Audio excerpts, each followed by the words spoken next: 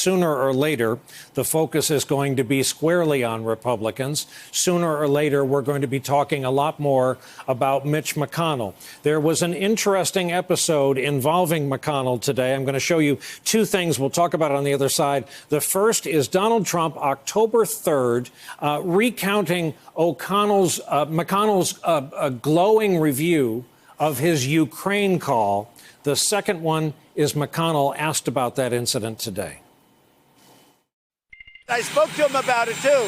He read my phone call with the president of Ukraine, Mitch McConnell. He said that was the most innocent phone call that I've read. I mean, give me a break. The president has said that you told him that his phone call with the Ukrainian president was perfect and innocent. Do you believe that the president has handled this Ukrainian situation? We've not had any conversations on that subject. So he was lying about that? You'll have to ask him. I don't recall any conversations with the president about that phone call. Ashley Parker, it will be theorized that McConnell is beginning a very slow, very long walk here because of what he may know is coming. Should we engage in such rumor mongering?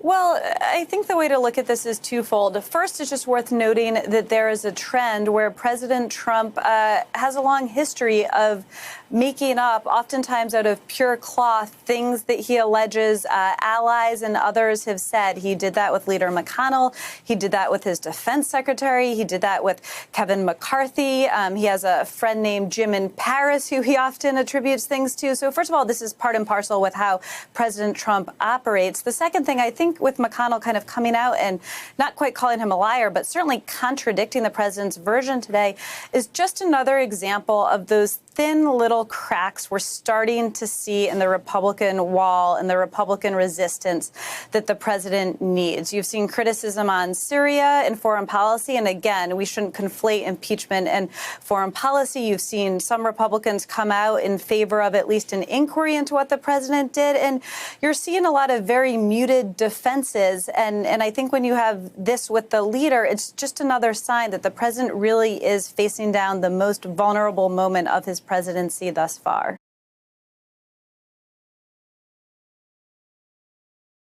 Hey there, I'm Chris Hayes from MSNBC. Thanks for watching MSNBC on YouTube. If you want to keep up to date with the videos we're putting out, you can click subscribe just below me or click over on this list to see lots of other great videos.